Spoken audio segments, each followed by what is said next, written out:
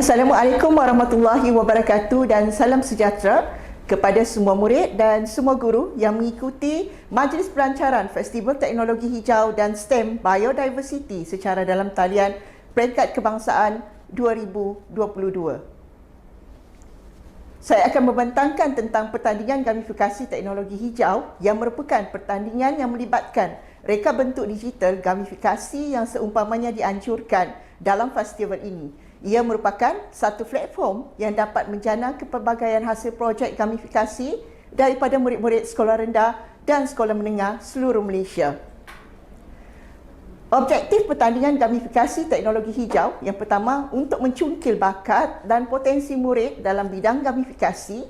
Yang kedua, memperkembangkan potensi dan kemahiran menganalisa masalah seterusnya menyelesaikan permasalahan tersebut. Yang ketiga, meningkatkan kemahiran komunikasi dan kemahiran sosial dalam proses pembangunan projek gamifikasi.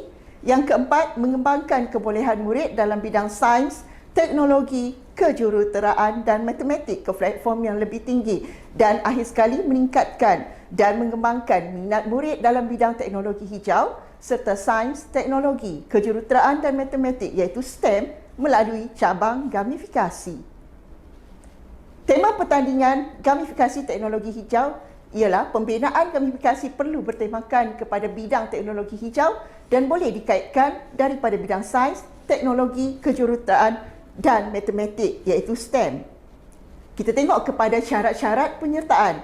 Yang pertama, terbuka kepada semua murid sekolah rendah tahap 2 iaitu tahun 4, 5 dan 6 dan sekolah menengah tingkatan 1 hingga 5 di bawah Kementerian Pendidikan Malaysia dan juga sekolah swasta.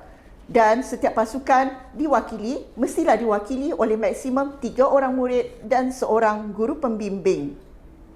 Syarat yang ketiga, setiap sekolah dihadkan bilangan penyertaan sebanyak 5 pasukan sahaja dan ahli pasukan boleh melibatkan gabungan tahun ataupun tingkatan tetapi mestilah dari sekolah yang sama. Okey, peringkat pertandingan. Peringkat pertandingan adalah peringkat kebangsaan. Penghantaran projek akan dinilai oleh hakim untuk memilih penyertaan yang terbaik berdasarkan kategori sekolah rendah dan sekolah menengah. Bagi fasa akhir, projek yang terpilih akan dinilai secara sidang video pada tarikh yang akan ditentukan oleh pihak penganjur.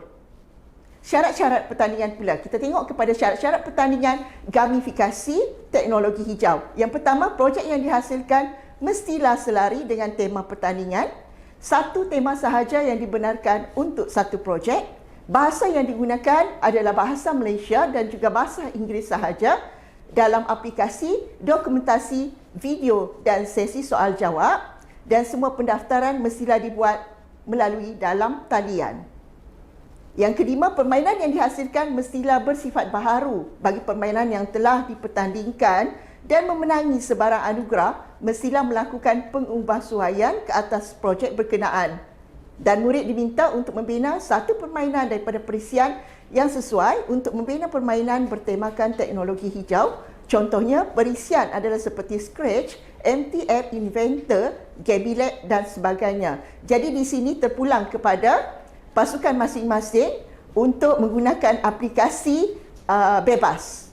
Okey, dan yang ketujuh, permainan yang dibina perlu ada pelbagai peringkat cabaran dan tahap kesukaran supaya ia lebih seronok dimainkan dan dokumen yang perlu dihantar melalui Google Form yang telah disediakan iaitu dokumentasi projek, pautan video YouTube dalam tetapan unlisted dan pautan Google Drive projek gamifikasi yang dihasilkan. Keputusan pada hakim adalah muktamad.